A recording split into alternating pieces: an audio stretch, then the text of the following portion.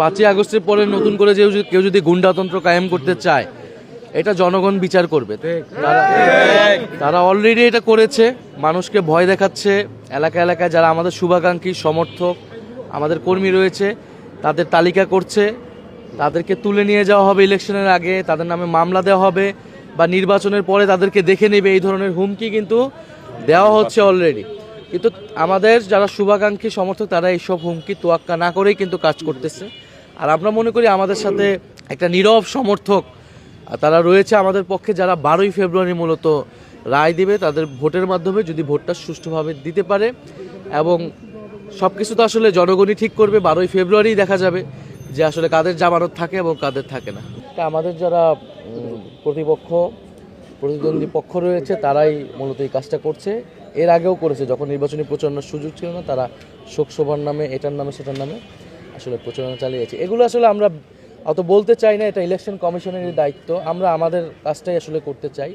আমরা এই 11 আসনে বিভিন্ন এলাকায় বিভিন্ন ধরনের সমস্যা, যেমন এই এলাকায় আমরা আজকে এসেছি, এখানে পানির একটা বড় সংকট আছে।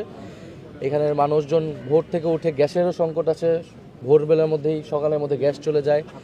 পানির সংকট আছে, ওয়াসা এটা আবেদন করা হয়েছে, সেটা আমরা কিভাবে এটাকে তাদের এই একটা সুবিধা আদায় করতে পারি।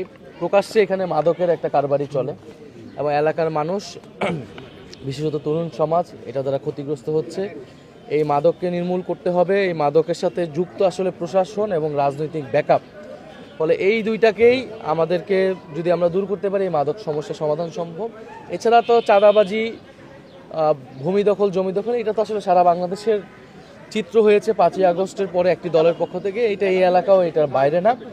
এবং এই এলাকায় বড় ধরনের আসলে ভূমি অধিগ্রহণ, জমি দখল, এটা এর আগেও হয়েছে, সেটাই কন্টিনিউ করছে এখন আমাদের যে বিরোধী দলের, মানে আমাদের যে প্রতিদ্বন্দ্বী দল রয়েছে, তাদের যিনি প্রার্থী রয়েছেন তাদের পক্ষ থেকে আর কি।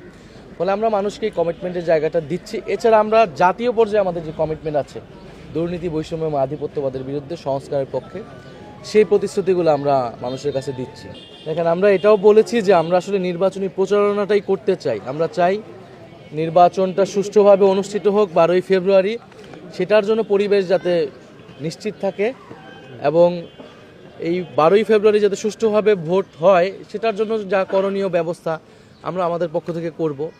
আমাদের তরুণ সমাজ, আমাদের সচেতন নাগরিকরা ভোট কেন্দ্রে শুধু ভোট দিতেই আসবে না, এবার তারা ভোট কেন্দ্র পাহারা দিবে এবং ভোটের ফলাফল নিয়ে তারা বাসায় যাবে। আমরা তো রাজপথে আছি। যদি আমরা দেখি শেষ পর্যন্ত এই ইলেকশন কমিশন চূড়ান্ত পর্যায়ে গিয়েছে, তারা নিরপেক্ষতা একেবারেই ধার ধারছে না, তাহলে তো আমাদেরকে এই ইলেকশন কমিশনের বিরুদ্ধে আমরা সর্বাত্মকভাবে নামবো। সেই আমরা আগাম সতর্কবাণী আমরা ইলেকশন কমিশনের জন্য আমরা দিয়ে রাখছি।